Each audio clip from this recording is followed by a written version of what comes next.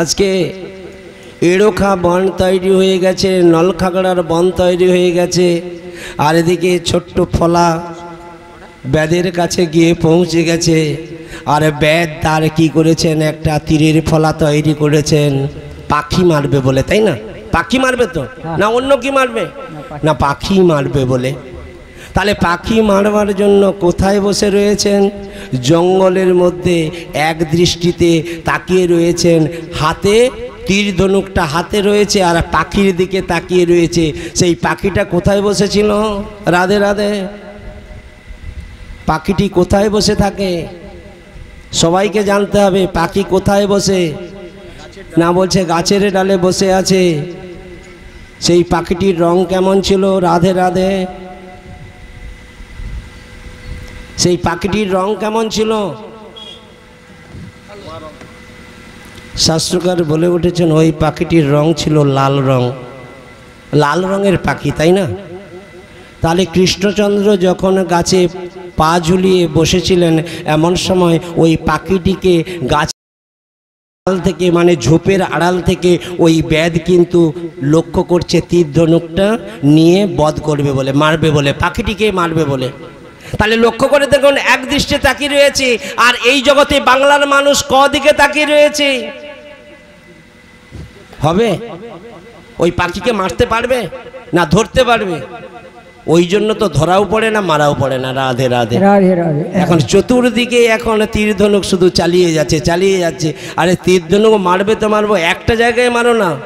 আমাদের নির্দিষ্ট একটা বিন্দুকে আমরা আশ্রয় করি না। তাই ভগবান শ্রী গোবিন্দ এই জগতে যিনি অদ্বৈত আচার্য ছিলেন, তিনি তো শ্যামানন্দ প্রভু রূপে আবির্ভূত হয়েছেন কলিযুগে, তাই না? যিনি অদ্বৈত আচার্য ছিলেন, যিনি মহাদেব ছিলেন, তিনি অদ্বৈত আচার্য, আর তিনি হলেন শ্যামানন্দ প্রভু রূপে আবির্ভূত হয়েছেন। আর সেই শ্যামানন্দ প্রভুর শিষ্য যার নাম ছিল রসিকানন্দ প্রভু, তিনি আর কেউ নয়, নবচৈতন্য যার নাম ছিল শ্রীবাস পণ্ডিত, তিনি আবির্ভূত হয়েছেন। তার ভাবনা করেন এই জগতে শ্যামানন্দ পরিবারের তো প্রচুর রয়েছেন। কখনো আমরা গাদীশ্বরের কথা আস্বাদন করেছেন, কখনো গোপীবল্লভপুরের কথা আস্বাদন করেছেন। এই জগতে এই জায়গাতে আপাতত শ্যামানন্দ পরিবারের প্রচুর আছেন। কিন্তু একবার গোপীবল্লভপুর গিয়েছেন, শ্রীপাঠ দর্শন করেছেন, তার আস্বাদন পারবেন তো পাখিকে ধরবেন। পাখি তো সেখানেই আছে। কোন কাছে? না বলছে না গাছের ডালে তো বসে আছে না পাখি, ধরতে তো হবে। কি করে ধরবেন? দূর থেকে ধরা যায় না, বলছে সামনে গিয়ে ধরতে হবে। এই জগতে সামনাসামনি না হলে গোবিন্দের ভজন হবে না। সামনে গোবিন্দকে রাখবেন তো ভজন করবেন, তবেই তো হবে। উত্তরমুখী বা পূর্বমুখী হয়ে ভজন করতে হবে। রাধে রাধে। পশ্চিম দিকে নয়, দক্ষিণ দিকেও নয়, নাকি? না হবে, যেদিকে খুশি করলেই হবে। শাস্ত্রকার বলে উঠেছেন পূর্বমুখী হয়ে ভজন করতে হয়। কখন সেটা? না দিনের বেলা।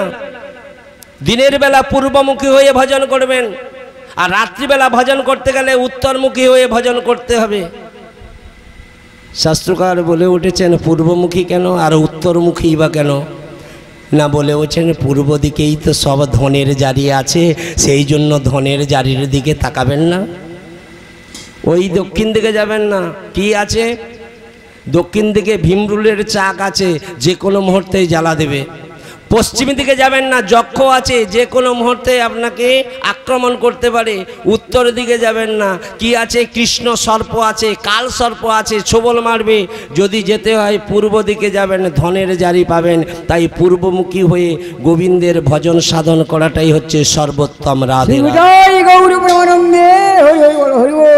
শাস্ত্রকার বলেছেন যাইবি দক্ষিণে বলিবি পশ্চিমে, দাঁড়াবি পূর্ব মুখে, গোপন প্রীতি গোপনে রাখিবি, তবে তো থাকিবি সুখে।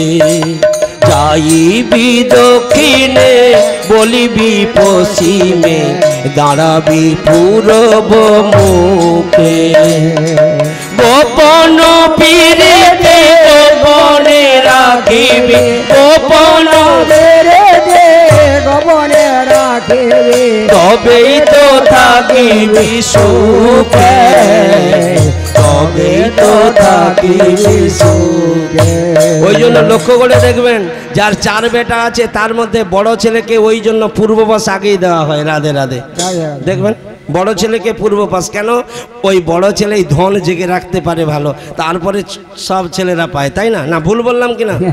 আর হিসাবই তো বলতেছে, তাই না? যখন কোনো বাবা মারা গেল, মা মারা গেল, আগে বলছে বড় ছেলে আসুক আর ছোট ছেলে পরে আসুক। তার মানে ওই বড় আর ছেলের অধিকার, সামনে যারা আছে তারা বানের জলে ভেসে আসছে, তাদের দরকার নেই। রাধে রাধে। নাকি না দরকার আছে না নেই? শাস্ত্রকার বলছে আমরা যদি অমৃতস্য পুত্রা হয়ে থাকি, অমৃতের পুত্র গোবিন্দের পুত্র হয়ে থাকি, তাহলে সবাই তো আমরা ভাই ভাই আছি না? তাহলে সবাইয়ের অধিকার তো আছেই আছে। তাহলে এখানে লক্ষ্য করে দেখুন কোন জায়গায় গেলাম না, তীরটা ধরেছে পাখি মারবে বলে। আর আমরাও এই জগতে যতজন ভাগবত কথা শ্রবণ করতে আসছেন সবাই তীর ধনুক ধরে আসছে পাখি মারবে, সবাই পাখি মারবার জন্য ব্যস্ত। তাহলে ব্যাদ পাখি মারবার জন্য ব্যস্ত। ব্যাদ কি করছেন? এক দৃষ্টিতে যা পাখি মারলো তো যে কি করলো, পাখি আর দেখা যায়নি। কি হলো? তীরটা কিন্তু গিয়েছে। এদিকে তীরটা যে গিয়েছে, যাওয়ার সঙ্গে সঙ্গে আর পাখি দেখা যায় না। এমন সময় এ ভাবলো আমি তীর যখন মেরে দিয়েছি পাখি তাহলে পড়ে গেছে, পালিয়ে যায়নি, পাখি পড়ে গেছে, তার মানে ওইখানেই আছে সামনে। তাই বলছে যেখানে হারিয়েছো সেখানেই তো খুঁজবে, নাকি? রাধে রাধে। কোথায় হারিয়েছো এই জগতের মানব সকল? না বলছেন এই জায়গাতেই যেখানেই জন্ম হয়েছে সেখানেই তো খুঁজবে। আর এই জগতে না খুঁজে একবার বৃন্দাবন, একবার মথুরা, একবার দ্বারকা, একবার মুগ্ধসুখ চলে গেল, টাকা পেল, অর্থ হলো, বিষয় হলো, কিন্তু ঘরের ঢিপা বাস্তু সব রইল পড়ে, সেখানে রাজপ্রাসাদ করলাম, ভজন হবে? শাস্ত্রকার বলছেন যেখানেই জন্ম ভিটা সেই জায়গাতেই ভজন সাধনে প্রবৃত্ত হওয়াটাই সবচেয়ে উত্তম বস্তু। রাধে। সেই জায়গায় খুঁজবে, সেই জায়গায় মূল বস্তু ঢোকানো আছে, সেই জায়গায় মূল তত্ত্ব লুকানো আছে। তাই এখানে ব্যাদ কি করেছেন? ছুটতে ছুটতে গেল কোনখানে না, যেখানে ওই তীরটা গিয়ে পৌঁছে গিয়েছিল। খুঁজে দেখলো এ তো পাখি নয়, এ তো পরমেশ্বর ভগবান শ্রীকৃষ্ণ কানাই। এই পরমেশ্বর শ্রীকৃষ্ণ কানাই তীরবিদ্ধ অবস্থায় গাছের তলায় পড়ে রয়েছেন। আর এদিকে আমার বলতে শুরু করছেন ওই ব্যাদ নয়ন জলে বুক ভাসে কাঁদতে কাঁদতে, হে প্রভু, প্রভু এ কি করলাম প্রভু? আমি তোমাকে তীরবিদ্ধ করলাম প্রভু। প্রভু বলে উঠছেন, ওরে ব্যাদ, তোর তো কোনো দোষ নাই রে, এই আমার কর্মের দোষ। তোর দোষ নয়, তোর দোষ নয়, আমার কর্মের দোষ। এই জগতে কর্মের দোষী সবাইকে ফল ভোগ করতে হবে। যে যেমন কর্ম করবে তো তাকে সেই রকম ভাবেই ফল ভোগ করতে হবে। যে গোবিন্দের ভজন করবে না তাকেও ফল ভোগ করতে হবে, যে গোবিন্দের ভজন করে না তাকেও ফল ভোগ করতে হবে। ফল সবাইকেই ভোগ করতে হবে। ভগবান শ্রী গোবিন্দ জগৎকে শিক্ষা দিলেন, কর্ম ফল সঙ্গে সঙ্গেই যায়, মৃত্যুর সঙ্গে সঙ্গে কর্মফল তার সঙ্গে সঙ্গে যায়। তো বলে উঠছেন নয়ন জলে বুক ভাসে, প্রভু তুমি কৃপা করো প্রভু, কৃপা করো প্রভু, এই কি করলাম আমি, আমায় ক্ষমা করো প্রভু। তখন বলে উঠছেন ব্যাদ, তুমি পূর্ব জন্মে তুমি অঙ্গদ ছিলে, আমি তোমার বাবাকে বিনা দোষে বধ করেছিলাম, বালিকে বধ করেছিলাম। আর সেই জায়গায় তুমি এসে আমায় প্রার্থনা করেছিলে আমি যেন আমার পিতার মৃত্যুকারীকে আমি বধ করতে পারি। ভক্তবাঞ্ছা কল্পতরু ভগবান শ্রী কৃষ্ণচন্দ্র ভক্তের কথা রক্ষা করেন। ভক্তের কথা রক্ষা করবার জন্য এই দাপর যুগে ব্যাদ রূপে জন্মলাভ করেছেন। আবার চলে যান, যখন আমার অর্জুন শুনতে পেল, অর্জুন এসে আমার কৃষ্ণকে গান্ডীব দিয়ে ঠেলে দিয়েছিল। কি হলো? গান্ডীব দিয়ে যখন ঠেলে দিল তখন কি হলো? জলে ভাসতে ভাসতে কাষ্ঠ রূপে আজকে অবতীর্ণ হয়ে গেল পুরী ধামে। জয় জগন্নাথ স্বামী নয়ন পথগামী ভবতু মে। আজকে পুরী ধামে অবতীর্ণ হয়েছেন কাষ্ঠরূপে, ভাসতে ভাসতে ভাসতে ভাসতে পুরীতে এসে অবস্থান হয়েছেন। এ ভগবানের নীলা, অগম্য নীলা। কাষ্ঠটি যখন এসে উপস্থিত হয়েছেন স্বপ্নাদেশে, সেই কাষ্ঠের দ্বারা দারুমূর্তি স্থাপন করা হবে। এই জগতে আমরা দারুমূর্তিতে কি ভোগ লাগানো যায়? মৃন্ময় মূর্তিতে কি ভোগ লাগানো যায়? ফটোতে কি ভোগ লাগানো যায়? শ্রীমদ্ ভাগবতমে কি ভোগ লাগানো যায়? শাস্ত্রকারে দেখাচ্ছেন যে ভোগ সবে ভোগ লাগানো যাবে দারুময়ী লেখনী লেপ্পা। আজকে মৃন্ময় মূর্তিতেও ভোগ নিবেদন করা যায়, ফটোতেও ভোগ নিবেদন করা যায়, দারু মূর্তিতেও ভোগ নিবেদন করা যায়। আবার বলছেন আমার এই যে প্রস্তর খণ্ডে ভোগ নিবেদন করা যায়। মন চলো যাই ভ্রমণে কৃষ্ণ অনুরাগের বাগানে। আজকে রাজা মনে মনে চিন্তন করছেন দারুমূর্তি স্থাপন করবেন। রূপটা ভেসে উঠেছেন, ওই বড় বড় চোখ, বড় বড় চোখ। সে কি চেয়েছিল বড় বড় চোখ? আমার জগন্নাথ বলদেব সুভদ্রা মা তৈরি করবেন সুন্দর পরিপূর্ণ পূর্ণাঙ্গ, কিন্তু দেখা গেল লোক খুঁজে যাচ্ছে না কে করবেন, কে মূর্তি বানাবেন।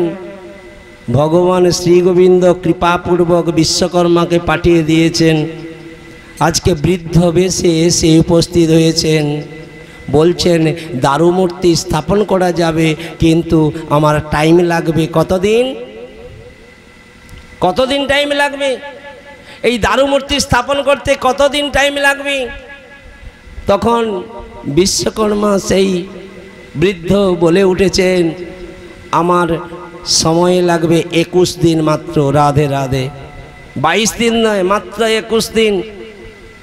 হে রাজন, আমার এই 21 দিন টাইমের মধ্যে আপনি কখনো ওই ঘরে কখনো ওই তালা খুলবেন না।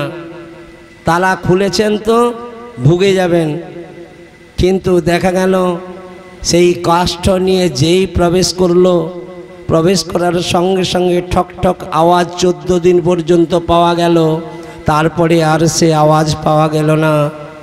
রাজা মনে মনে চিন্তন করলো মনে হয় বুড়ো জয় রাধে, মানে পটল তুলে দিয়েছে, তাই না?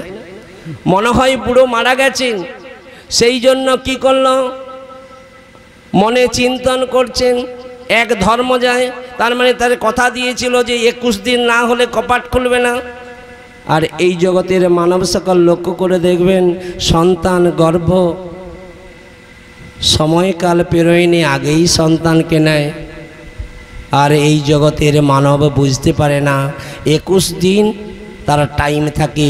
এই 21 দিনের মধ্যেই একটি শুক্র কীট একটি রজের সঙ্গে মিলিত হওয়ার চেষ্টা করে। 21 দিন, রাধে রাধে, তাতেই সৃষ্টি হয়। তত্ত্বকাল এখানে দেখাচ্ছেন 14 দিনের মাথায় যখনই কপাটটা ধাক্কা দিল, ধাক্কা দেওয়ার সঙ্গে সঙ্গে আর পেল বুড়োকেও খুঁজে পায় না। জগন্নাথ বলদেব সুভদ্রা মা ছুটে জগন্নাথ হয়ে রয়েছেন। এ কি নয়ন জলে বুক ভাসিয়ে রাজা কাঁদতে শুরু করলো, এ কি করলাম, এ কি করলাম। জগন্নাথ বলে উঠেছেন হে রাজান, এ তোমার দোষ নয়, এ কর্মের দোষ। আজকে এইভাবেই আমি প্রতিষ্ঠিত হব। জয় জগন্নাথ স্বামী নয়ন পথগামী ভবতু মে। জয় জগন্নাথ কি জয়, বলদেব কি জয়, সুভদ্রা মা কি জয়, পুরী ধাম কি জয়, শ্রী গুরু নিতাই গৌর প্রেমানন্দে।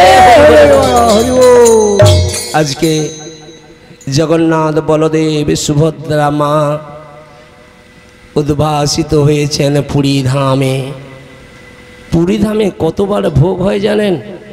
পুরী ধামে 56 ভোগ, 56 বার ভোগ হচ্ছেন। 36 ব্যঞ্জন, হাঁড়ির পর হাঁড়ি, হাঁড়ির পর হাঁড়ি, এত ভোগ নিবেদন হচ্ছে। মানে ভোগ হচ্ছেন, তার উপরের হাঁড়িটা আগেই সৃষ্টি হয় নাকি? উপরের হাঁড়িটা আগে সিদ্ধ হয়ে যায়, শাস্ত্রকার বলছেন এটা কিন্তু অলৌকিক, এটা হচ্ছে চিন্ময় বস্তু। এ কখনো দেখেছেন? কখনো? রাধে রাধে। অবাক হতে হয় পুরীধামের এই তত্ত্ব বুঝতে গেলে। তাই আমার প্রভু বলে উঠেছেন, এ কি গো, জয় জয় জগন্নাথ সচিরনন্দন।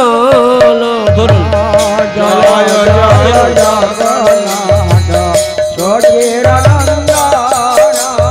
জয় জয় জগন্নাথ সচিরনন্দন। জয় জয় জগন্নাথ সচিরনন্দন। ত্রিভুবন উদ্ধারিতে রচিল কীর্তন।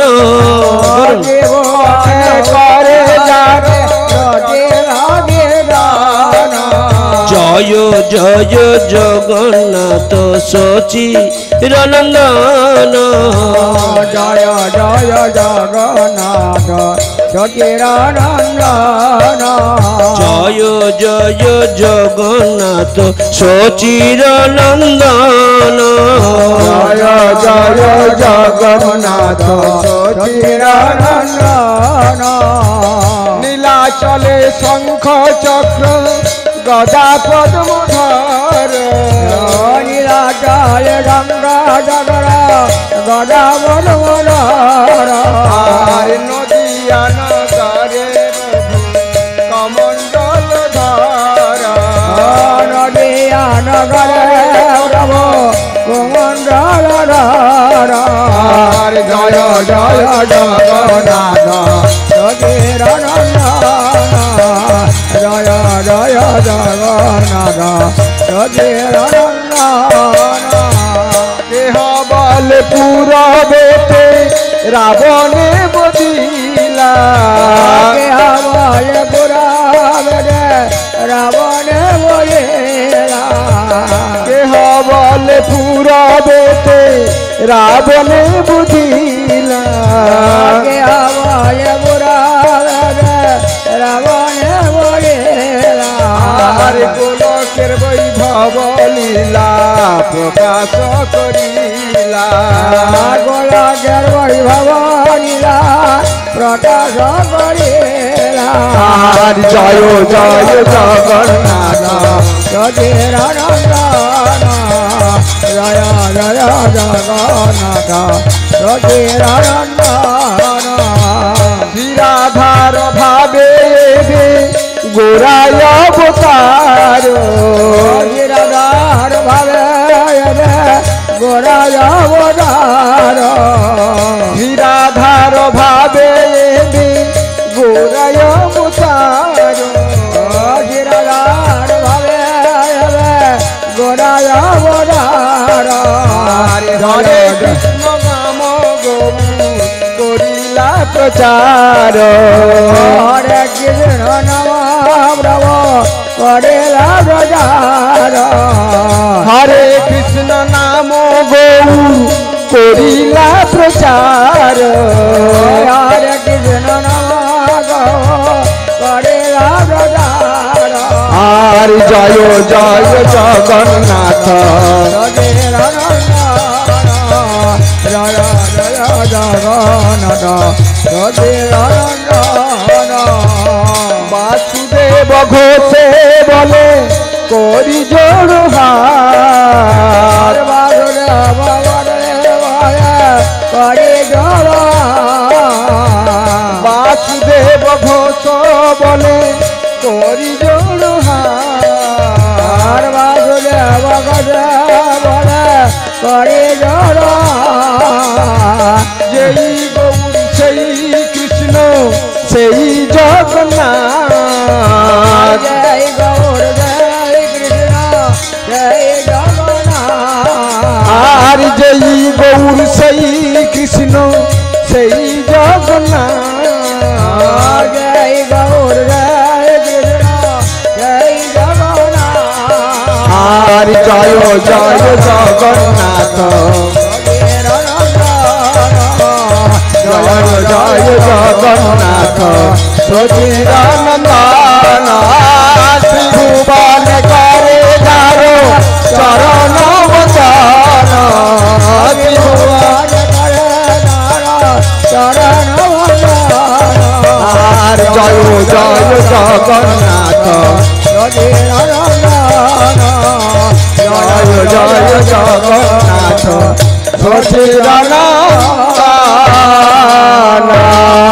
जय जगन्नाथ की जय जय सुभद्रा माँ की जय बलदेव की जय पुरी धाम की जय भक्तो वृंद की श्री गुरु निताई गौर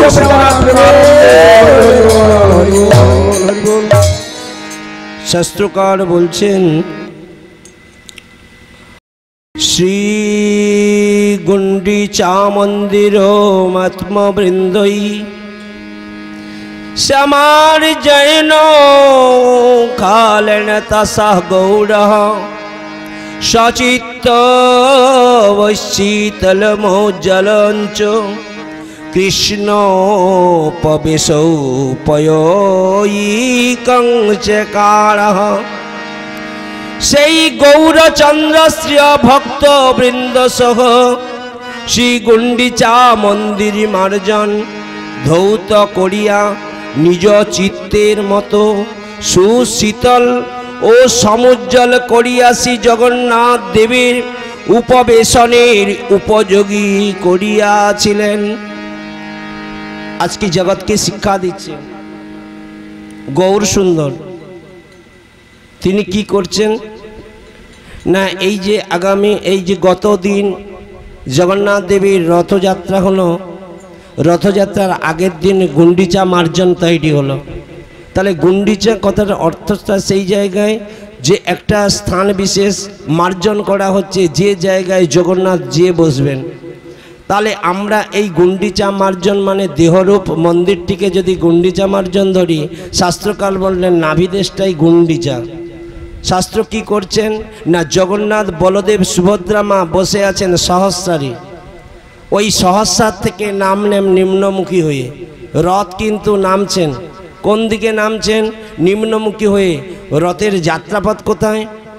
না জায়গাটা ছোট, না সুষুম্না নাড়ি, সেই সুষুম্না নাড়ির পথ ধরে রথটা নিচের দিকে নামে। কোথায় নামে? স্থানটা কোথায়? না দশম দল পথ দিয়ে, ওই সহস্রার থেকে নেমে দশম দল পথ দিয়ে এসে খেলাটা শুরু হবেন। তাই গুন্ডিচা মার্জন করতে হয়, নাভিদেশটা তাই সমান। আমাদের এই নাভিটিকে ওই জন্য কাউকে দর্শন করাতে নেই। মায়েরা এখনো দেখবেন নাভি না দেখালে তাদের নাকি রূপচর্চা ঠিকঠাক হয় নাই। কোনো মায়েরা কখনো নাভি কাউকে দর্শন করাবেন না, নাভির উপরে কাপড় পরবেন। এটাই হচ্ছে শিক্ষণীয় বিষয়বস্তু। এখানে বেশিরভাগ আমি মায়ের দেখেছি লক্ষ্য করে, নাভি না দেখালে ঠিক ভালো লাগে না, এটা কখনো করবেন না। তাই বলছেন নাভিকে যত্ন সহকারে রাখতে হয়, গর্ভোদ্যোৎসায়ী। রাধে রাধে। তাহলে সেই গর্ভোদ্যোৎসায়ী জায়গাটাকে আমাকে ঠিকঠাক করে রাখতে হবে। জগন্নাথ বলদেব সুভদ্রা মা আজকে তিনি রথে উঠেছেন, তার এক এক করে 3টি রথ আজকে আসবেন গুন্ডিচাদেবীর মন্দিরে। সেই জায়গায় গৌরাঙ্গ মহাপ্রভু নিজ হস্তে জল দিয়ে ধৌত করছেন, আর আমরা লোক দিয়ে ধৌত করি। শাস্ত্রকার বলছেন এই দেহটাকে মার্জন করতে গেলে নিত্য নিত্য নিজেদেরকে মার্জন করতে হয়। নিত্য নিত্য নাম স্মরণ ধ্যান জপের মাধ্যম দিয়ে আমাদের দেহটাকে শুদ্ধ পবিত্র করতে হয়। তারপরে তো গোবিন্দ ওই উপর থেকে নামবেন। বলছে রথ শুধু কি এই দ্বিতীয়াতে রথ চলে না, রথ প্রত্যেক দিনে নামে। রাধে রাধে। শাস্ত্রকার বলছেন রথ শুধু এই দিন নয়, রথ আমাদের নিত্য নিত্য রথ নামে, আর রথকে ঠিক জায়গায় আবার পৌঁছে দিতে হয়। কিন্তু এরকম তত্ত্ব বোঝা খুবই কঠিন। তাই বলছেন ভাবনাটা করে সদ্গুরু পাওয়ে ভেদ বাতাওয়ে জ্ঞান করো উপদেশ, কয়লাকে ময়লা ছোটে জপ করো আঁক পরবেশ। আজকে 9 দিন ধরে থাকবেন, তাই না? তাহলে 9 দিনে ধরে থাকবেন নবদা ভক্তি। শাস্ত্রকার বলছেন শ্রবণং কীর্তনং বিষ্ণু শরণং পাদ সেবনং অর্চনং বন্দনং দাস্য সখ্য আত্মনিবেদনম। নবদা ভক্তির 9টি তত্ত্ববস্তু। প্রথম তত্ত্ব কি হলো? শোনা, শ্রবণং, তারপরে কীর্তনং মুখে বলা, শ্রবণং কীর্তনং বিষ্ণু শরণং পাদ সেবন অর্চন বন্দন দাস্য সখ্য আত্মনিবেদন। আত্মনিবেদনটি পরে শ্রবণ ট্রবণ হোক, দেহটা শুদ্ধ পবিত্র হোক, তারপরে তো গোবিন্দের চরণে দেবেন। তাহলে এই 9টা দিনে 9টি ভক্তির বিষয়বস্তু। আজকে এখানে রথ এলো, কতজন ভক্তি করলো, কতজন গোলায় তুলসী কাষ্ঠের মালা লাগলো, কতজন প্রসাদ সেবী হলো, কতজন গোবিন্দ এই জগন্নাথের কাছে প্রণাম করলো, প্রসাদ চরণামৃত কতজন নিল, ভাবনা করবেন। শুধু কি এই লোক দেখানো না সঠিক না বেঠিক হচ্ছে গো? আজকে এই 9টা দিন ধরে আমাদের এই 3 দিন ভাগবত হয়ে গেলে তারপরে কি হবে? যাত্রা হবে, তারপরে কি অর্কেস্ট্রার হবে, না তারপরে আর কি হাঙ্গামা টাঙ্গামা হবে? শাস্ত্রকার বলে উঠেছেন এই জগন্নাথের রথযাত্রায় হাঙ্গামা টাঙ্গামা চলে না, কীর্তন গান হয়, ভাগবত কথামৃত হয়, 9 দিন ধরে ভাগবত হবে। এটাই হচ্ছে উত্তম। এর উপরে আর কিছু নাই। এই জগতের যে সমস্ত সন্তানগণ আজকে এই রথযাত্রা উপলক্ষে অনুষ্ঠানটি করছেন, প্রথম হচ্ছে কি সপ্তদ্বীপ। সপ্তদ্বীপ কি? 7টা দ্বীপের বস্তু আছে। আবার বলছে নেতাজি। নেতাজি কে? তার ভাবনাটা কেমন ছিল? আজকে সপ্তদ্বীপের তত্ত্বটা যিনি বুঝেছেন তিনি হলেন নেতাজি। রাধে রাধে। এই জগতে আমরা যদি সেই তত্ত্ব বুঝি তাহলে সপ্তদ্বীপের তত্ত্ব উপলব্ধি করতে হয়। আমরা যদি সেই সপ্তদ্বীপকে যদি না জানতে পারি কখনো হয় গো? এ 7 নদী অনন্ত অবধি, এ 7 দেশে নাই, সে দেশে তাহার বসতি নগর, সে দেশ কেমনে পাই। লবণ ইক্ষু সুরা সর্পি দধি দুগ্ধ জল, ওই যে সব 7টি তত্ত্ব এখানে লুকিয়ে আছে। তাহলে 2 জন মিলে আজকে জগন্নাথকে এনেছেন রথযাত্রায়। সাধু গুরু বৈষ্ণব ভক্তবৃন্দ সবাই ভাগবত কথামৃত রস আস্বাদন করছেন। ভক্তি হয়েছে তো? সন্তানগণ যিনারা আজকে এই ছেলেরা এত সমস্ত লীলাটা চড়ার প্রয়াস হয়েছেন, তাদেরকে দেখতে পাওয়া যাচ্ছে তো? এই জায়গায় বসেছে তো? ভাগবত কথা শুনছে তো? না এদিক ওদিক ঘুরে বেড়াচ্ছে? না সেবা টেবার তো ব্যবস্থা নেই, নাই বা থাকলো এসে তো বসতে পারেন সামনে, কি বলে যায় একটু শুনে যাই তো, রাধে রাধে, তবেই তো হবে সঠিক, না হলে বেঠিক। তাহলে এখানে ডাকলো কেন? পাঠ হলো কেন? চলে যাবেন কেন? সঠিকটা জেনে যাই তবেই তো ঠিক হয়। তাই বলছেন পদ্মা নদীর তীরে আজকে আমার গৌর সুন্দর বাহু তুলে নাচছেন। সঙ্গে কে আছেন? নিত্যানন্দ প্রভু। সঙ্গে নিত্যানন্দ প্রভুকে নিয়ে আজকে গৌর সুন্দর তিনি কীর্তন করছেন। কি কীর্তন করছেন? হরি কটকে নম কৃষ্ণ যাদবায় নম, গোপাল গোবিন্দ রাম শ্রী মধুসূদন হরি। হরায় নম কৃষ্ণ যাদবায় নম, যাদবায় নম। হরি খড়কে নম কৃষ্ণ যাদবায় নম, গোপাল গোবিন্দ রাম শ্রী মধুসূদন হরি। হরায় নম কৃষ্ণ যাদবায় নম, যাদবায় মাধবায় কেশবায়। হরি খড়কে নম কৃষ্ণ যাদবায় নম, গোপাল গোবিন্দ রাম শ্রী মধুসূদন। হরায় নম কৃষ্ণ যাদবায় নম, গোপাল গোবিন্দ রাম শ্রী মধুসূদন। হরি খড়কে নম কৃষ্ণ যাদবায় নম, গোপাল গোবিন্দ রাম শ্রী মধুসূদন। হরি হরায় নম কৃষ্ণ যাদবায় নম, গোপাল গোবিন্দ নাম শ্রী মধুসূদন। আমার গৌর সুন্দর পদ্মা নদীর তীরে বাহু তুলে নর্তন করছেন। সঙ্গে কে আছেন? নিত্যানন্দ প্রভু। সঙ্গে কে রয়েছেন? ভক্তবৃন্দ সঙ্গে রয়েছেন আর নর্তন কীর্তন করছেন। এমন সময় আমার গৌর সুন্দরের ভাব উত্থিত হয়েছে। কি ভাব উত্থিত হয়েছে? না, গৌর সুন্দরের অবর্তমানে কৃষ্ণ প্রেম তিনি কাকে দিয়ে যাবেন? গৌরাঙ্গ মহাপ্রভুর অবর্তমানে কৃষ্ণ প্রেম কাকে দিয়ে যাবেন সেটা নিয়ে আমার গৌর সুন্দর চিন্তন করছেন। এমন সময় পদ্মার দিকে তাকিয়ে পদ্মার বক্ষে তিনি অবগাহন করলেন। পদ্মার বক্ষে অবগাহন করে ডুব মারলেন।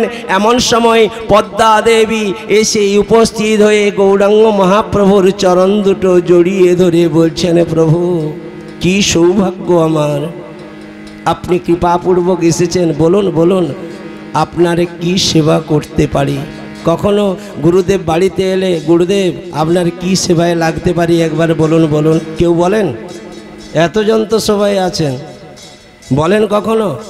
শুধু গুরুদেবকে চরণ ধুইয়ে দিলেই মনে হয় সব কাজ শেষ হয়ে যায়। রাধে রাধে, কিছু তো বলতে হবে, তবেই তো সঠিক হবে।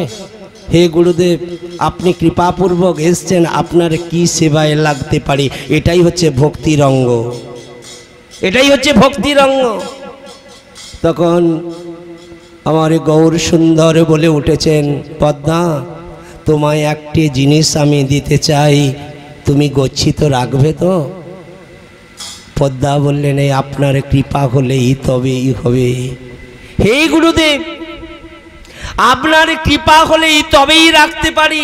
হে গুরুদেবে, আপনার কৃপা হলে হরিনাম রাখতে পারি। হে গুরুদেবে, আপনার কৃপা হলে আপনাকে ধরে রাখতে পারি এই হৃদয়ে মন্দিরে, বলুন।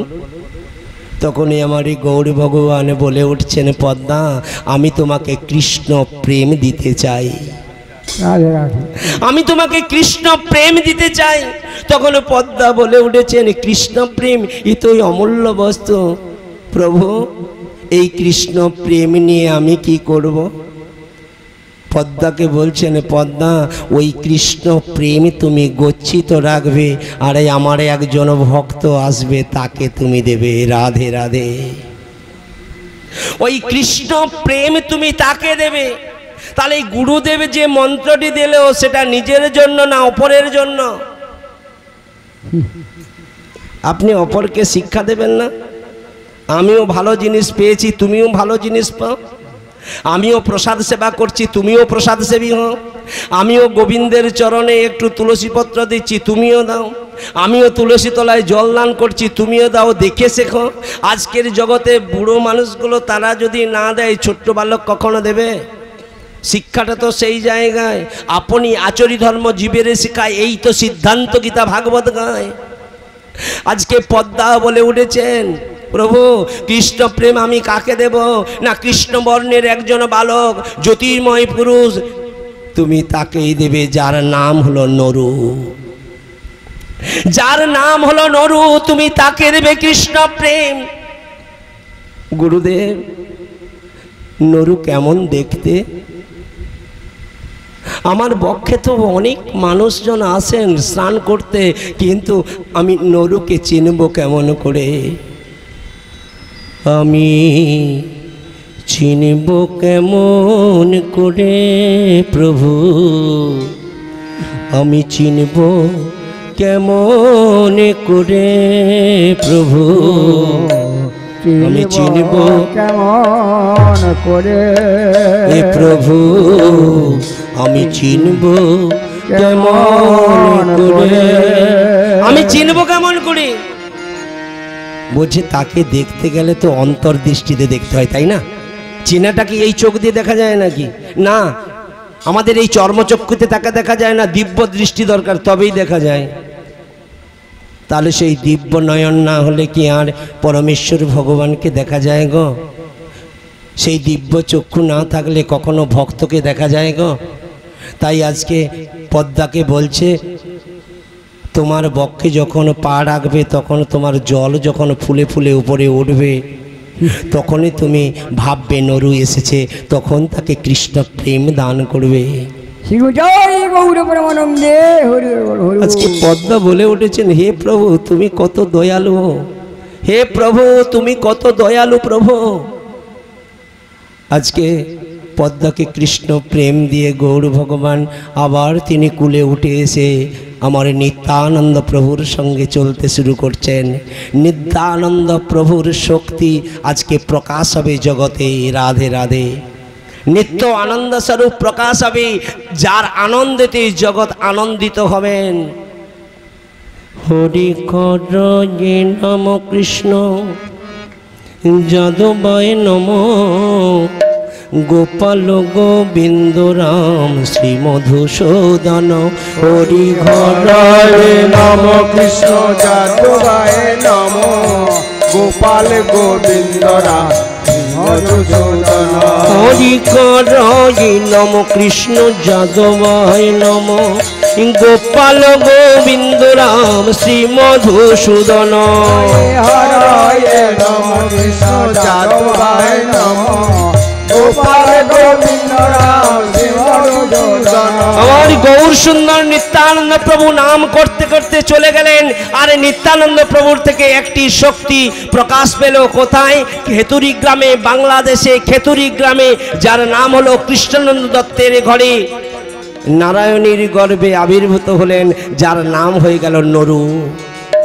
কি গো, নিত্যানন্দ প্রভুর আজকে শক্তি এসে উপস্থিত হয়েছেন। যিনি বলরাম তিনি নিত্যানন্দ প্রভু, আর তিনি হচ্ছেন এই খেতুরিতে আমার নরুর মধ্যে প্রকাশ পেয়েছে। ছোট্ট ছেলে যখন আবির্ভূত হলো, চতুর্দিকে যেন একজন সুন্দর রঙিন বস্তু আস্বাদন হলো। চতুর্দিকে যেন আনন্দের ঢেউ উঠেছে সবাইয়ের মধ্যে। কেউ আর বাড়ি যেতে চায় না। নরুকে দর্শন করে তাদের যেন ওই ছেলেটা কালো হোক, কিন্তু তার মধ্যে যে জ্যোতি প্রকাশ পাচ্ছে, এই জ্যোতি সকলের মধ্যে যে ছটা দেহের মধ্যে ছটা বস্তু পালিয়ে যায়, সেই ছটা দর্শন করলে শাস্ত্রকার বলছেন এ কিসের ছটা গো? না আমার নিত্যানন্দ প্রভুর ছটা। এ হচ্ছে নরুর ছটা, ওই নিত্যানন্দ প্রভুর ছটা। যার হৃদয়ে একবার লাগে তার দেহের মধ্যে ছটা পাখি পালিয়ে যায়, অর্থাৎ ওই ছটাতে এই ছটা পালিয়ে গেল। শাস্ত্রকার বললেন ওই ছটা কি? না কাম কৃষ্ণ কর্মার্পণে, ক্রোধ বৃদ্ধে সৃজনে, মোহ সাধু সঙ্গ গুণে, মত্ত হরিনাম গুণগানে, নির অভিমানী হয়ে। তার মানে ছটা বস্তু এসে উপস্থিত হলো। নিত্য আনন্দ যার মধ্যে আছে, এই ছটা বস্তু তার মধ্যে আছে। এই ছটা বস্তু তার মধ্যে রয়েছেন। সবাই এসেছেন দেখতে, পাড়া প্রতিবেশী প্রজাবৃন্দ সবাই দর্শন করতে এসেছেন। যেই দেখছে সেই আনন্দিত হচ্ছেন, যেই দেখছে সেই আনন্দিত হচ্ছে।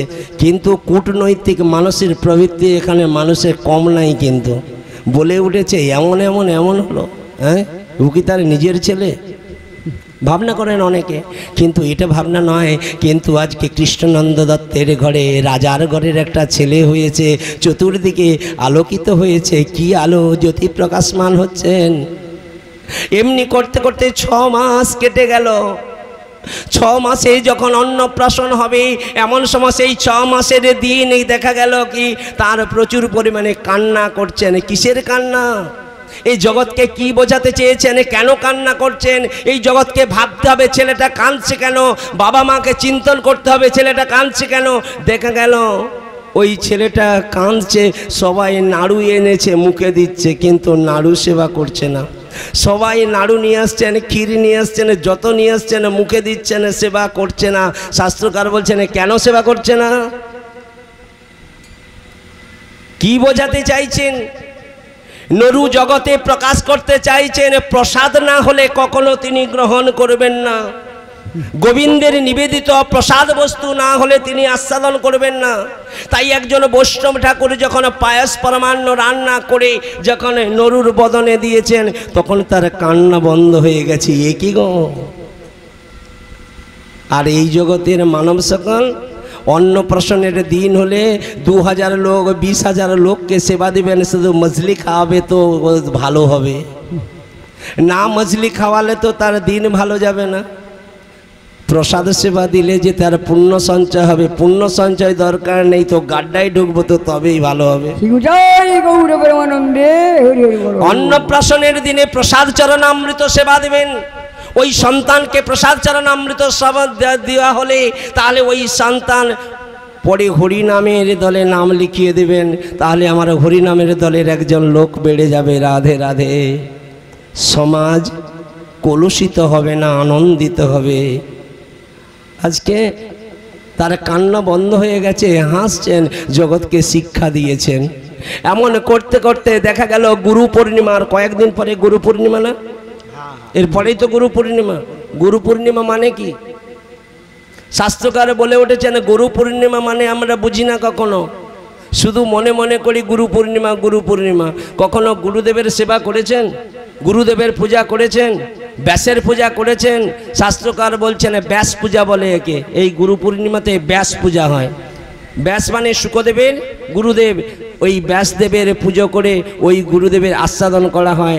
আর এই জগতে আমরা কি করি না, গুরুদেবের চরণে ফুল দেওয়ার জন্য, চন্দন দেওয়ার জন্য তার বাড়িতে গিয়ে গুরু পূজা করবার প্রয়াস করি। করেন কেউ? রাধে রাধে। কখনোই আমরা তো জানি না, শিখি নাই, পড়ি নাই। কবে শিখবো, কবে জানবো? হ্যালো গুরুদেব কোথায় আছেন? না বাড়িতে আছি। আমার বাড়িতে অমুক দিন আসতে হবে। গুরুদেব পৌঁছে গেল, বাড়িতে আর যাওয়া নাই। গুরুদেবের কোথায় বাড়ি কেউ জানে না, কোন সড়কের মোড়ে। একলা পেলে জোর করে ভাই গল্প শোনাই পড়ে। ভগবান শ্রী গোবিন্দ বলছেন গুরুদেবের বাড়ি জানলে না, পথ জানলে না, চিনলে না, তাহলে গুরুদেবকে জানবে কেমন করে? তার ঘরটা পাতো দেখে আসো, সে কোথায় বাস করে আছে, তবেই তো উত্তম হবে। মাগো আজকে গুরু পূর্ণিমার দিন উপস্থিত হয়েছেন, বয়স হয়েছে অনেক।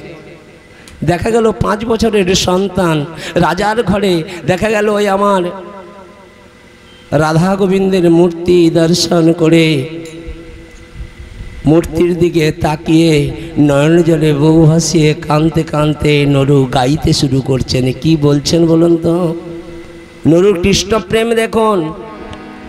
রাধা কৃষ্ণ প্রাণময় যুগল কিশোর, রাধা কৃষ্ণ প্রাণময় যুগল কিশোর, রাধা কৃষ্ণ প্রাণময় যুগল কিশোর, রাধা কৃষ্ণ প্রাণময় যুগল কিশোর। জীবনে মরণে গতি আর নাকি মোর, জীবনে মরণে গতি আর নাই মোর, ওই জীবনে মরণে গতি আর নাকি মোর, জীবনে মরণে গতি আর নাই মোর। রাধা কৃষ্ণ প্রাণময় যুগল কিশোর, রাধা কৃষ্ণ প্রাণময় যুগল কিশোর, কৃষ্ণ প্রাণময় যুগল কিশোর। আমাদের প্রাণ কি? যে প্রাণটার জন্য আমরা বেঁচে আছি সেই প্রাণটাই কি না, প্রাণী হলো পাখি। যে পাখি একা পাখি আছে না, দুটি বস্তু একসঙ্গে মিলে পাখি হয়েছে। এই জগতে মানুষ দুটো বস্তু এক হয়ে মানুষ হয়েছে না, একতেই মানুষ হয়েছে না? এই জগতে বলছেন দুটো বস্তু এক হয়েই মানুষ হয়েছে। এক হচ্ছে রাধা, এক কৃষ্ণ, একসঙ্গে জমাট হয়ে একটা জীব সৃষ্টি হয়েছে। এক রজ এক বীজ তৈরি হয়ে একটা জীব সৃষ্টি হয়েছে। তাই বলছেন আমার এখানে নরু বলে উঠেছেন প্রাণ হচ্ছে এই রাধা গোবিন্দ, রাধা কৃষ্ণ প্রাণমর যুগল কিশোর। কালিন্দী কুলে কেলি কদম্বের বন, কালিন্দী কুলে কেলি কদম্বের বন, কালিন্দী কুলে কেলি কদম্বের বন, কালিন্দী কুলে কেলি কদম্বের বন, রতন বেদির পরি বসাব দুজন, রতন বেদির পরে বসাব দুজন, রাধা কৃষ্ণ প্রাণময়। শ্রী গুরু নিতাই গৌর প্রেমানন্দে হরি বল।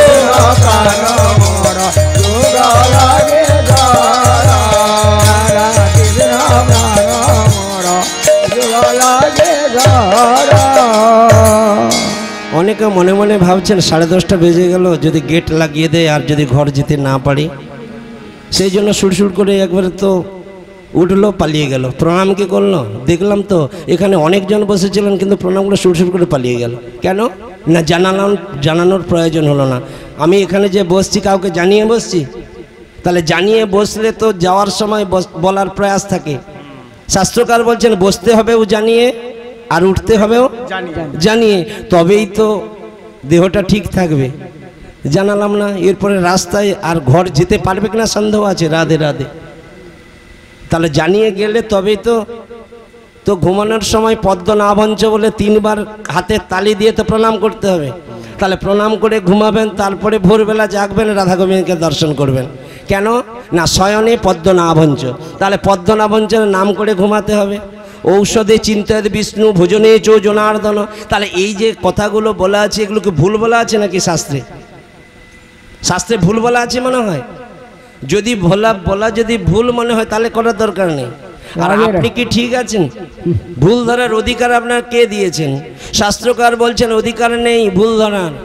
যা লেখা আছে ঠিক লেখা আছে শাস্ত্রে, আমরাই ভুল। তার কারণ আমরা মানি না বলে। রাধে রাধে। তাহলে এখানে বলছেন কালিন্দী কুলে কেলি কদম্বের বন, রতন বেদির পরে বসাবো দুজন। রত্নবেদী কাকে বলে? সোনার বেদি। তাহলে সোনা দিয়ে মোড়া বেদি না? বলছেন গুরুদেব যখন এই দেহটা সোনা দিয়ে মরিয়ে বেদি তৈরি করে তারপরে রাধা গোবিন্দকে যুগল তত্ত্ব দেন নাকি? তাহলে এই সোনার বেদি তৈরি করে তবেই রাধা গোবিন্দকে প্রদান করেন, তাই নয় কি? আগে তো পশুত্বমোচন করেন, পঞ্চগব্য করে পশুত্বমোচন করেন না? তাহলে পশুত্বমোচন পশু থেকে তারপরে তো মানবে নিয়ে আসবেন, তবেই তো গুরুদেব হবেন। শুধু কানে ফুসফুস করে মন্ত্র দিয়ে দিলে গুরু হওয়া যায় না। আবার বলছে কান পেতে দিলে শিষ্য হওয়াও শান্ত দান্ত বিনীত শুদ্ধাত্মা শুদ্ধ বেশবান সুচির দক্ষ সুপ্রতিষ্ঠ ধ্যাননিষ্ঠ তন্ত্রমন্ত্র বিশারদ গ্রহণশক্ত নিগ্রহানু। শাস্ত্রকার বলছেন 10টা লক্ষণ তো থাকবেন গুরুদেবের, আর শিষ্যের 14টা লক্ষণ থাকবে, তবেই তো শিষ্য হবেন। তাহলে গুরু শিষ্যের মধ্যে সম্বন্ধ হবে তো তবেই তো হবে। সম্বন্ধ অভিধেয় প্রয়োজন, 3টি বিষয়বস্তু না জানলে হবে। তুমি প্রভু, আমি তোমার দাস। আমি যদি বলি আমি তোমার দাস নই, তুমি আমার দাস থাকো, গুরুদেবকে বলছেন তুমি আমার দাস, তার কারণ আমি পয়সা দিলে তবে আপনি খেতে পান। রাধে রাধে। আমি চাল দিলে তবে আপনি বাঁচেন। লক্ষ্য করে দেখুন, এত সহজ জিনিস নয়। ভগবান দিলেই তবেই বাঁচি। ভগবান দুধ দিয়েছিলেন বলে তবেই আমরা বেঁচে আছি। তাই মাতৃস্তনে দুগ্ধ যদি না থাকতো একটা মানুষ বেঁচে থাকতো? রাধে রাধে। শিক্ষা দিচ্ছেন শাস্ত্রকার। ভগবান আহারের ব্যবস্থা করেন, আর রত্নবেদী তৈরি করে তবেই কিন্তু রাধা গোবিন্দকে বসাতে হন। কি করছেন? এই রাধা গোবিন্দকে দর্শন করে এবারে তার মনে উত্থিত হয়েছেন একটু সেবা করবার। কি সেবা করবেন? ভজযুক্ত তিনি ভক্তি, ভক্তি মানে সেবা। শ্যামে গড়ি অঙ্গে চুয়া, শ্যাম গড়ি, গড়ি মানে এখানে গৌরী আর গড়ি। তাহলে শ্যাম গড়ি অঙ্গে দিব চুয়া চন্দ নিরুগন্ধ, শ্যাম গড়ি অঙ্গে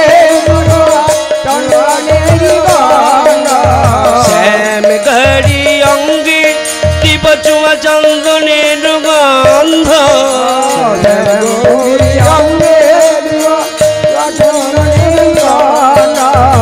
শাস্ত্রকার বলছেন শ্যাম গড়ি অঙ্গে চুয়া চন্দনের গন্ধ। চুয়া চন্দন মানে? চুয়া চন্দন কাকে বলে? আগে এত সহজে যদি প্রত্যেকটা ব্যাখ্যা বোঝা যেত তো অনেক হতো। সেই জন্য গুরুদেবের পেছনে পেছনে দৌড়াতে হয়, তবেই বোঝা যাবে, না হলে কদাচ কখনো বোঝানো যাবে না। কেন? এখানে বলছেন চন্দন, কর্পূর এবং অগুরু 3টি মিশ্রিত করে শ্যাম গড়ি অঙ্গে চুয়া চন্দনের গন্ধ,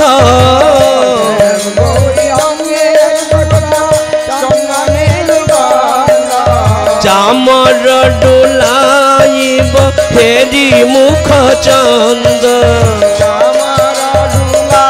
কবে হেরি মুখ চন্দ্র রাধা কৃষ্ণ প্রাণ মোরা যুগলা কিশোর রাধা কৃষ্ণ প্রাণ মোর যুগলা কিশোর রাধা কৃষ্ণ প্রাণ মোর যুগলা কিশোর।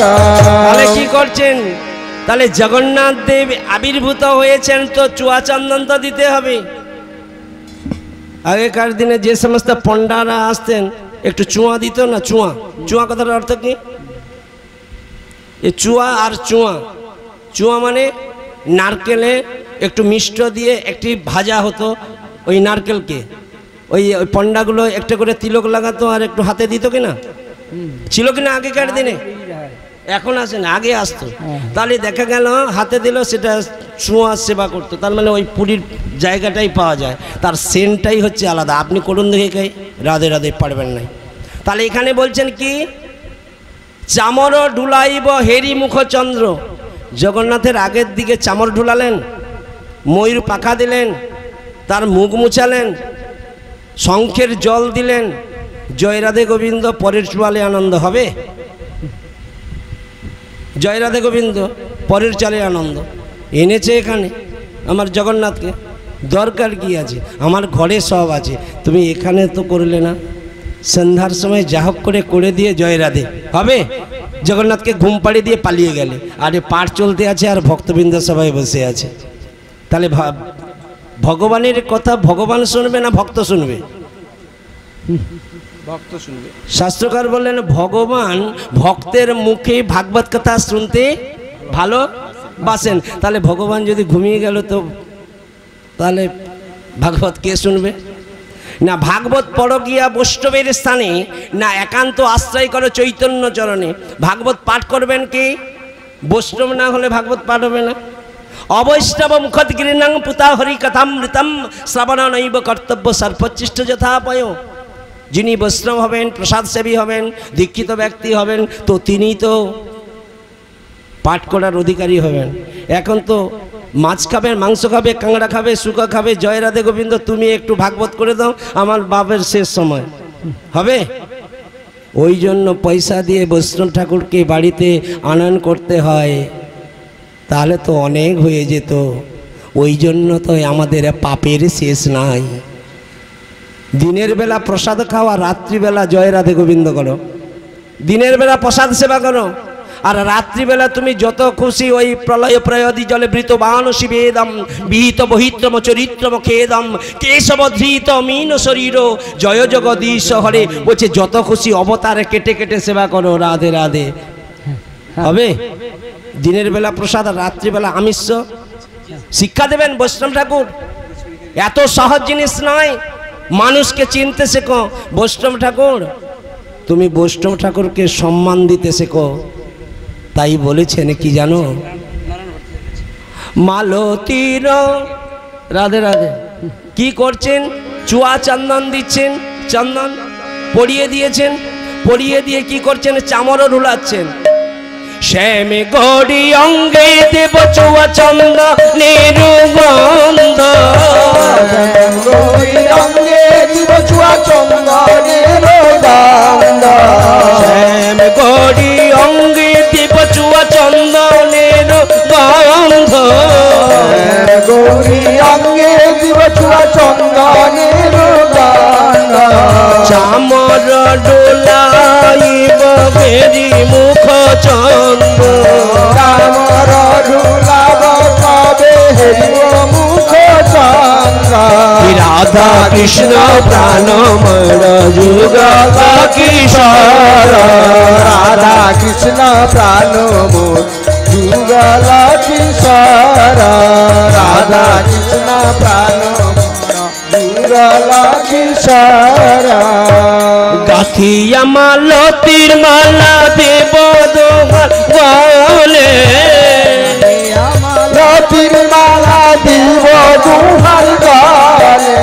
গাথিয়া মালতীর মালা দেব দোহার বলে, লতির মালা দিব দুহার বদনে তুলিয়া দেব কর্পূর তাম্বলে আধারে তুলিয়া দিব কর্পূর তাম্বলে রাধা কৃষ্ণ প্রাণ মোর যুগল কিশোরা রাধা কৃষ্ণ প্রাণ মোর যুগল কিশোরা।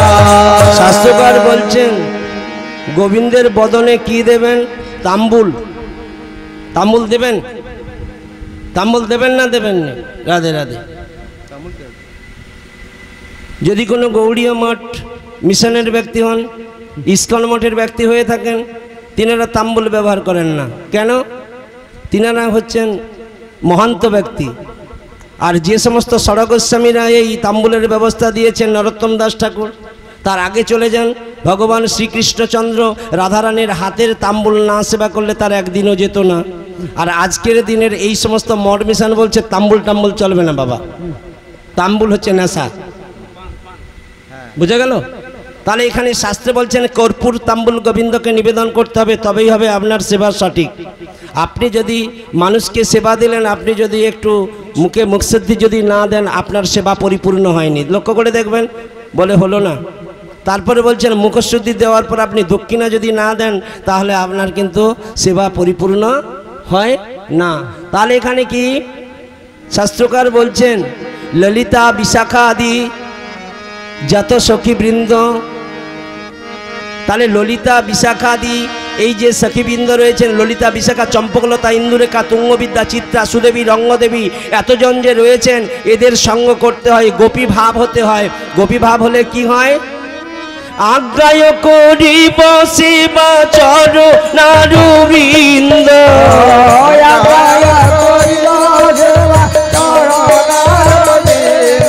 তাহলে আজ্ঞায় সেবা করতে হবে।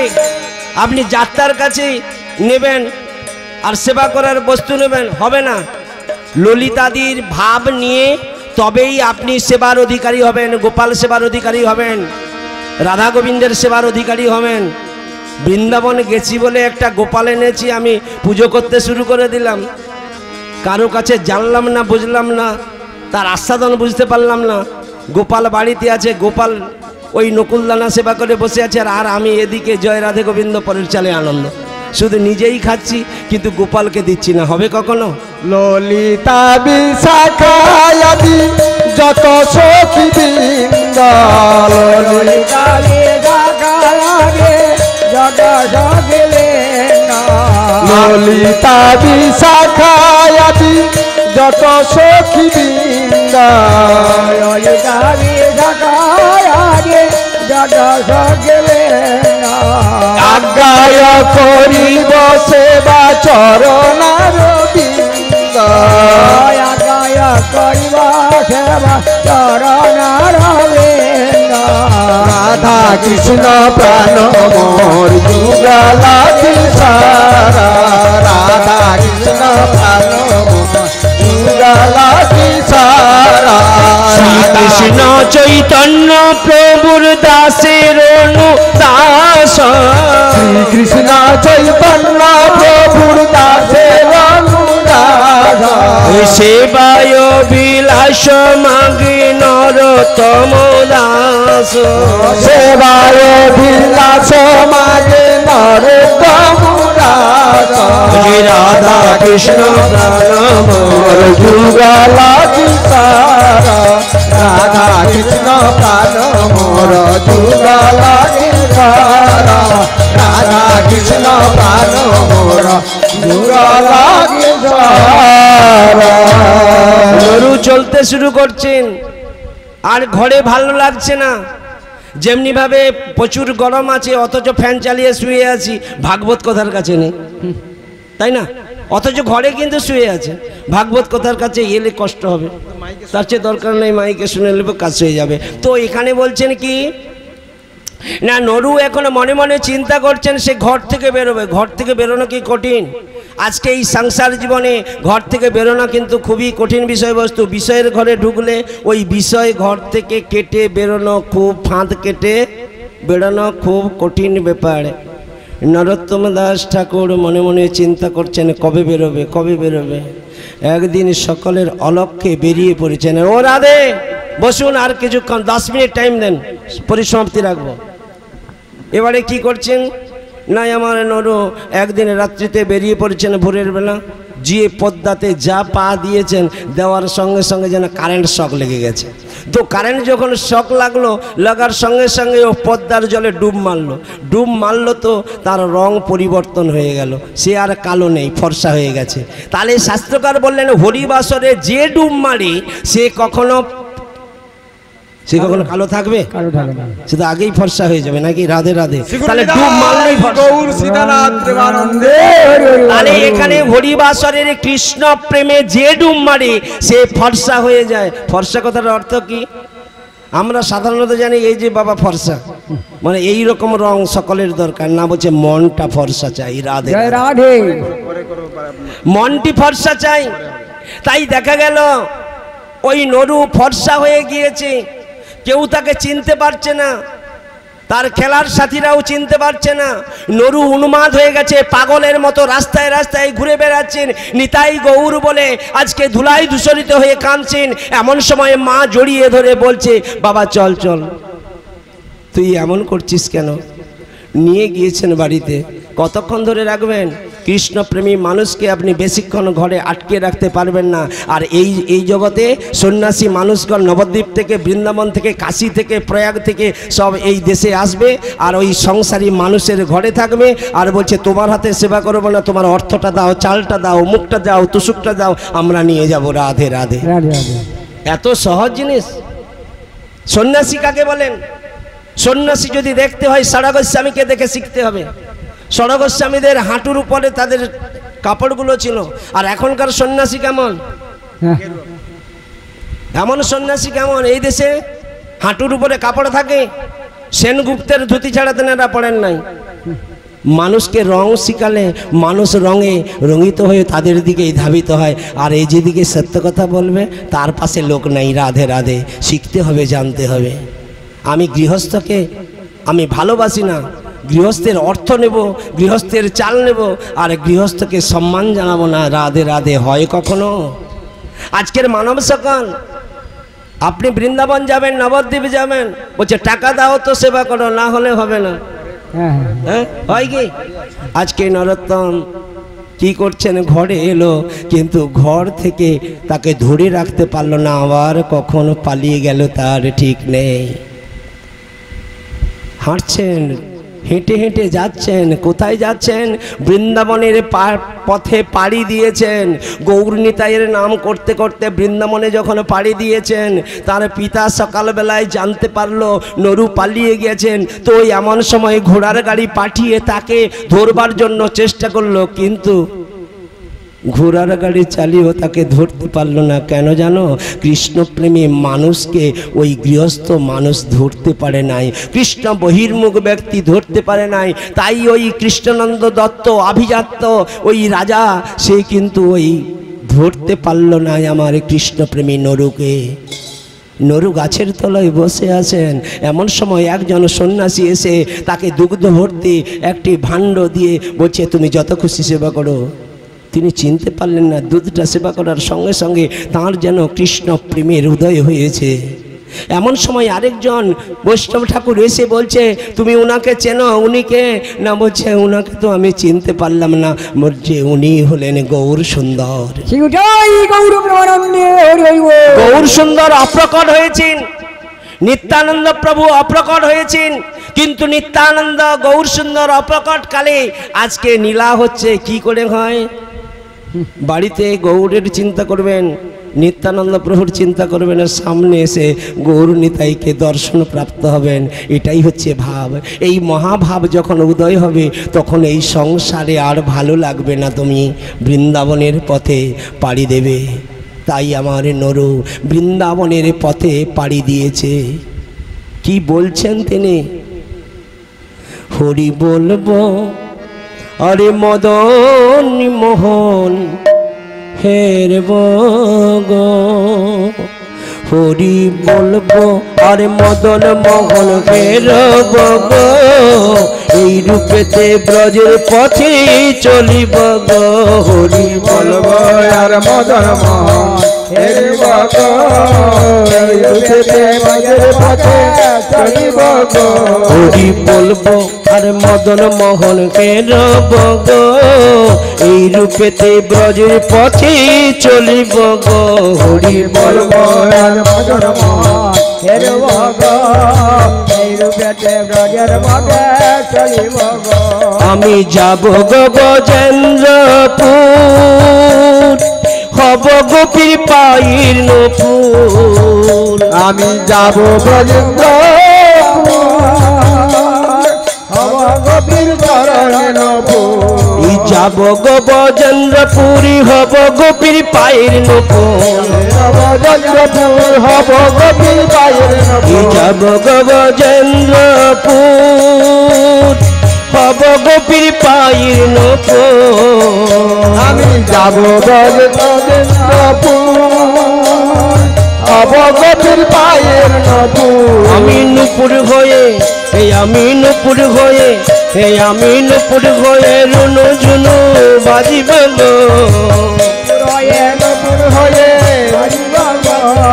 নপুর হয়ে রনু ঝুনু বাজিব গো হরি বলবো আর মদন মোহন হেরব গো হরি বলবো আর মদন মোহন হেরিব গো মদন মোহন হেরিব গো আমার বিপিন বিনোদ খেলা সঙ্গীতি রাখালের মেলা বিভিন্ন বিনোদ খেলা সঙ্গে তেরা খালের যে আর কবে ব্রজের ধুলো গায়ে মাখিব গো আর কবে ব্রজের ধুলো গায়ে মাখিব গো হরি বলবো আর মদন মোহন হেরব গো হরি বলবো আর মদন মোহন হেরিব গো হরি বলবো আর মদন মোহন হেরিব গো জয় বৃন্দাবন ধাম কি জয় বৃন্দাবন ধাম কি জয় রাধা কুণ্ড কি আজকে যখন রাধাকুণ্ডে পৌঁছে গিয়েছেন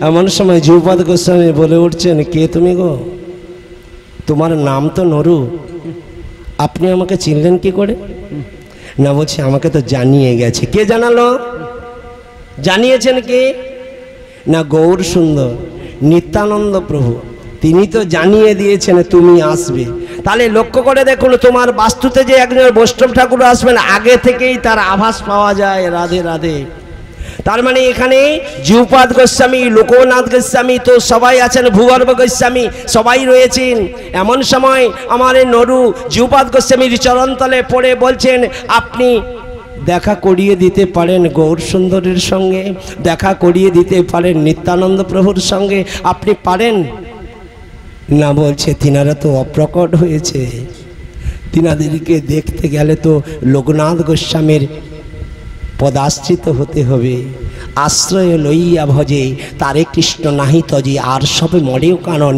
লোকনাথ গোস্বামীর চরণ ধরো তবেই তুমি তাদেরকে দেখতে পাবে লোকনাথ গোস্বামীর চরণ ধরেছেন লোকনাথ গোস্বামীর চরণ ধরে লোকনাথ গোস্বামীকে বলছেন হে প্রভু তুমি আমায় দীক্ষা দাও হে প্রভু আমায় দীক্ষা দাও তখন লোকনাথ গোস্বামী গম্ভীর স্বরে বলে উঠেছেন আমি কাউকে দীক্ষা দেই না আমি কাউকে দীক্ষা দেই নাই আমি গুরু হতে চাই না তুমি চলে যাও আজকে নরু নয়ন জলে ভোগ ভাসিয়ে গুরুদেবের চরণ দুটো জড়িয়ে ধরে বলছেন আপনি আমায় দীক্ষা দেবেন না লোকনাথ গোস্বামী বলছেন দেখো তুমি নিকৃষ্ট বস্তু আমায় দিতে পারো সবচেয়ে নিকৃষ্ট বস্তু আমায় দিতে পারো তখনই আমার নরু কি করছেন ছুটতে ছুটতে নিকৃষ্ট বস্তুর কাছে পৌঁছে গেছেন এই জগতে নিকৃষ্ট বস্তু কাকে বলে না বিষটাকে নিকৃষ্ট বস্তু বলে বিষটার কাছে গিয়ে এখন হাতে ধরে তুলতে যাবে এমন সময় খিলখিলিয়ে হেসে ওই বিষটা বলে উঠেছে আমি নিকৃষ্ট নয় আমি উৎকৃষ্ট রাধে রাধে আমি নিকৃষ্ট নই আমি উৎকৃষ্ট কেন আগের দিন প্রসাদ চরণ অমৃত সেবা করে আমি আজকে এই জায়গায় এসেছি তখন নরু আবার নয়ন জলে কাঁদতে কাঁদতে বলে উঠছেন এই পৃথিবীতে সবাই উৎকৃষ্ট যদি নিকৃষ্ট থাকতে হয় কেবল আমি আছি শ্রী জয় গৌর প্রেমানন্দে হরি হরি বল হরি বল লোকনাথ গোস্বামীর কাছে গিয়ে প্রভু বলছেন, নরুজি বলছেন, প্রভু নিকৃষ্ট কেবল আমি রয়েছি, আমায় আপনার চরণ তলে ঠাঁই দেন গুরুদেব। গুরুদেব বলছেন, দেখো নরু, তুমি আমার আশ্রমে থাকো, আশ্রমে থেকে গুরুদেবের সেবা করেন। গুরুদেবে কোনখানায় বিষ্ঠা ত্যাগ করেন সেই জায়গা দর্শন করে আজকে নরু নিত্য নিত্য তার বিষ্ঠা ত্যাগ করেছেন, পরিষ্কার করেছেন। পরিষ্কার করে আজকে আমার গুরুদেব বুঝতে পারছে না কে পরিষ্কার করে। একদিন ধরে ফেলেছেন নরুকে, ধরে ফেলে নরুকে বলছে, নরু তুমি না রাজার ছেলে, তুমি রাজার ছেলে হয়ে আমার মল পরিষ্কার করছো, তুমি রাজার ছেলে হয়ে আমার এই রকম সেবা করছো, এসো এসো তোমায় আজকে আমি দীক্ষা দেব। আমার সংকল্প ভাঙলাম। লোকনাথ গোস্বামী কারণে মন্ত্র প্রদান করলেন, ভজনে প্রবৃত্ত হলেন। ভজন গুরুদেবের সঙ্গে থেকে ভজন শিখতে হয়, বাইরে থেকে নয়, গুরুদেবের সঙ্গে সঙ্গে থাকলে তো তবেই ভজন উপলব্ধি করা যায়। শাস্ত্রকার বলে উঠেছেন, এ কি গো, নরু এক পাশে বসেছেন, লোকনাথ গোস্বামী এক পাশে বসেছেন, দুইজনে চক্ষু বন্ধ করেছেন। লোকনাথ গোস্বামী তিনি হাতে ফুলের মালা গেঁথে গোবিন্দের, রাধা গোবিন্দের গলায় পরাতে যাচ্ছেন, কিন্তু পরাতে পাচ্ছেন না। তা দেখে আমার নরু বলে উঠছেন, গুরুদেব গুরুদেব আপনি আরেকটু হাতটা তুলুন, আরেকটু হাতটা তুলুন, হাতটা তুলে দিলেই আপনার মালা পরানো হয়ে যাবে। মালা পরিয়ে দিয়ে, এ কিসে? মনে মনে মালা তৈরি হলো, মনে মনে ফুল তোলা হলো, মনে মনে মালা গোবিন্দের গলায় পরিয়ে দিয়েছেন। লোকনাথ গোস্বামী বলছেন, নরু এ কি গো, তুমি সব দেখতে পাচ্ছ? হে গুরুদেব, আপনার ওই দিব্য জ্যোতির দ্বারাই আমি তো সব দেখতে পাচ্ছি। বলছে, নরু আজ থেকে তোমার নাম আর নরু নও, আজ থেকে তোমার নাম রইল নরোত্তম দাস, আজ থেকে তোমার নাম রইল নরোত্তম দাস, জগতে প্রচার হবে নরোত্তম দাস। নরোত্তম, তুমি নরের উত্তম, চলো তোমায় যুগপাদ গোস্বামীর কাছে শিক্ষা মন্ত্র প্রদান করে। আজকে লোকনাথ গোস্বামী তাকে নিয়ে গেলেন যুগপাদ গোস্বামীর কাছে শিক্ষা দেওয়ার জন্য। এই জগতে শুধু গুরু মন্ত্র নিলে হয় না, শিক্ষা মন্ত্র গ্রহণ করতে হয়। আর শিক্ষা মন্ত্র গ্রহণ না করলে পারমার্থিক জগতে পৌঁছানো যায় না। তাই তো এই জগতে শুধু ঘুরে মরে উপরে উঠতে পারে না। রাধে রাধে। শুধু লোককে লোক দেখা না গোড়া ভোজা মালা তিলকধারী, না গোপনেতে অত্যাচারে গোড়া ধরে চুরি। আজকে লোক দেখা না গোড়া ভোজা করে কিচ্ছু লাভ নেই। সাতমনা প্রবৃত্তি জাগিয়ে তৈরি করতে হয়, তবেই সুন্দর পাওয়া যায়। তাই শাস্ত্রকার দেখাচ্ছেন। কজনকে দেখলেন? নরুকে নিয়ে গিয়েছেন, নরোত্তম দাসকে নিয়ে গেছেন। সেখানে দুজন ব্যক্তি আছেন, তাদের নাম কি? একজন হলেন শ্যামানন্দ প্রভু, আরেকজন হলেন রসিকানন্দ, আরেকজন হলেন শ্রীনিবাস আচার্য। এই আমার তিন প্রভু এক জায়গায় যুগপাদ গোস্বামীর শিক্ষা গ্রহণ করে আজকে বাংলায় ফিরে আসছেন। অনেক গ্রন্থ, ওই গ্রন্থ নিয়ে যখন বিষ্ণুপুরের উপর দিয়ে আসছেন, এমন সময় গরুর গাড়িতে আক্রমণ করলো যার নাম হলো বীর হাম্বির। আজকে বীর হাম্বির ডাকাত আজকে সব হরণ করে নিয়েছেন। আর শ্রীনিবাস আচার্য আমার বিষ্ণুপুরের মদনমোহনের সেবা করেন। আপনারা সেই মদনমোহনের কাহিনী জানেন, যিনি কামান দেখেছিলেন ভক্তের জন্য। রাধে রাধে। প্রজাদের বাঁচানোর জন্য কামান দেখেছিলেন, দুপাশে দুটো কামান দিয়ে। বিষ্ণুপুরের মদনমোহন, সেখানে রইলেন শ্রীনিবাস আচার্য। উড়িষ্যা জেলায় গেলেন কে? শ্রীপাঠ গোপীবল্লভপুরে গেলেন কে? না শ্যামানন্দ প্রভু।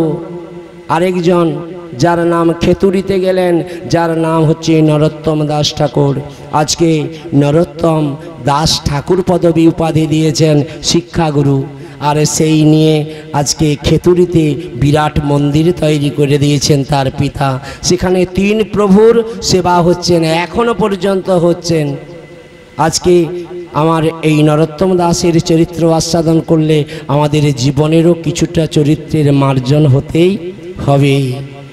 গৌরাঙ্গ বলিতে হবে পুলক শরীর, গৌরাঙ্গ বলিতে হবে পুলক শরীরা গৌরাঙ্গ বলিতে হবে পুলক শরীর গৌরাঙ্গ বলিতে হবে পুলক শরীরা হরি হরি বলিতে নয়নে ববে নীর হরি হরি বলিতে নয়নে ববে নীর আর কবে নিতাই চাঁদ করুণা করিবে আর কবে নিতাই চাঁদ করুণা করিবে বিষয় বাসনায় আমার কবে তুচ্ছ হবে বিষয় বাসনায় আমার কবে তুচ্ছ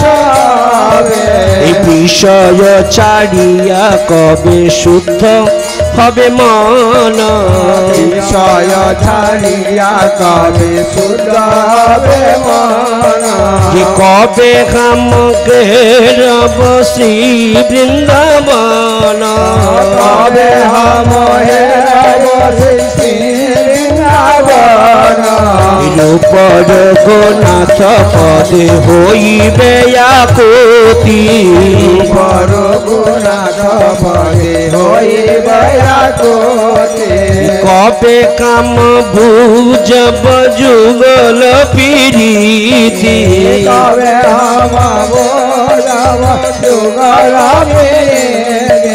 রূপ রঘুনাথ পদে রহুম জয়াস রঘুনাথ পদে রয়াস প্রার্থনা করেন সদাই নরতম দাস প্রার্থনা করেন সদাই নরতম দাস এই কৃপা করকে কৃপা কর হে এই কৃপা কর হে কৃপা কর হে নরতমের এই মিনতি এই কৃপা কর হে